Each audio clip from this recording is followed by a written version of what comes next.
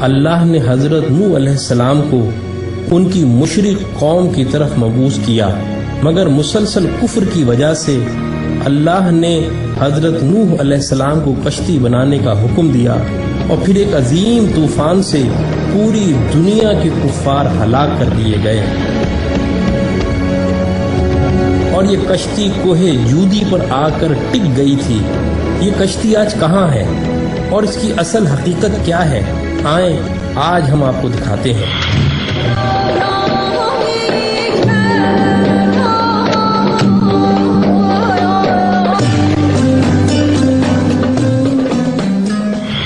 آج سے کم و بیش 50 سال قبل جب ترکی کے ایک پہاڑ پر کچھ مہم جوؤں نے اس کشتی کو دریافت کر کے اس کی تصاویر اخبارات میں جاری کی، تو پوری دنیا میں یہودیوں، عیسائیوں اور نام نہاد روشن خیال دہریوں کے درمیان ایک بڑی بحث کا آغاز ہوا۔ کشتی کا انکار کرنے والوں نے بعض بہت ہی اہم اعتراضات اٹھائے، جس کا تسلی بخش جواب دینے میں یہودی اور عیسائی ناکام رہے، لیکن قرآن میں ان اعتراضات کا تسلی بخش جواب موجود ہے۔ انکار کرنے والے دہریوں نے پہلا اعتراض یہ اٹھایا کہ بغیر کسی ٹیکنالوجی کے 6000 سال قبل ایسی عظیم الشان کشتی بنانا ناممکن ہے جو مہینوں تباہ ہوئے بغیر سمندر میں اتنا وزن لے کر سفر کر سکے۔ قرآن کی سورہ قمر میں اس کا جواب اس طرح دیا گیا ہے کہ اور ہم نے نوح کو ایک ایسی کشتی میں سوار کیا تھا جو تختوں اور کیلوں سے تیار کی گئی تھی۔ حالیہ تحقیقات کے بعد اس کشتی سے دھاتی کیلوں اور تختوں کے آثار ملے۔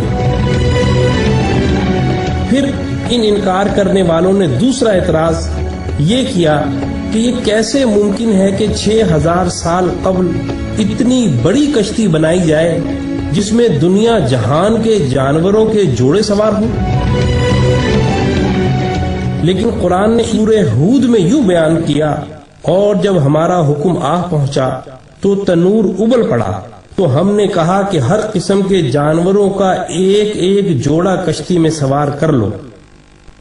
اب حالیہ تحقیقات سے قرآن کے اس انکشاف کی بھی تصدیق ہو گئی ہے کہ کشتی نوح کوئی معمولی کشتی نہ تھی، وہ 3 منزلہ تھی جن میں جانور ترتیب وار سوار تھے،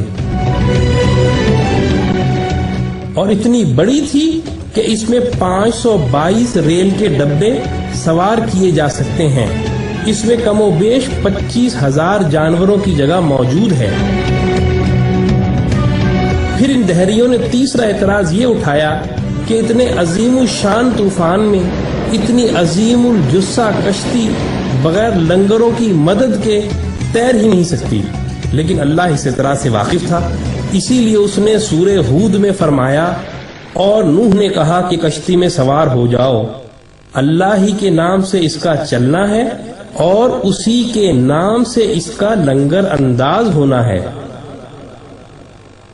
اور حیرت انگیز طور پر جس پہاڑ پر کشتی ٹھہری ہوئی ہے، اسی پہاڑ کے نیچے وادی میں بڑی بڑی چٹانوں پر مشتمل لنگر دریافت ہوئے ہیں۔ یہ کشتی نوح کے لنگر ہیں۔ اور سب سے بڑا اور اہم اعتراض یہ اٹھایا جاتا ہے کہ کسی لکڑی کی کشتی کا 6000 سال تک کسی پہاڑ کی چوٹی پر باقی رہنا ناممکن ہے۔ اس اعتراض کا جواب بھی سورہ قمر میں یہ کہہ کر دیا ہے کہ اور ہم نے اس کشتی کو آنے والوں کے لیے اپنی نشانی بنا کر چھوڑا ہے۔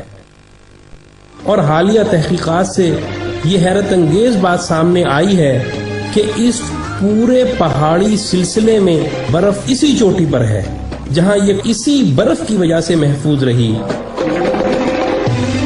قرآن کا انکار کرنے والوں، اب بتاؤ ان عظیم آیات کے بعد اب کون سا اعتراض رہ گیا ہے جس کی بنا پر آپ قرآن کو اللہ کا کلام ماننے کے انکاری ہو؟ ہم آپ کو دعوت دیتے ہیں کہ تعصب کی اینک کو اتار کر اسلام میں داخل ہو جاؤ۔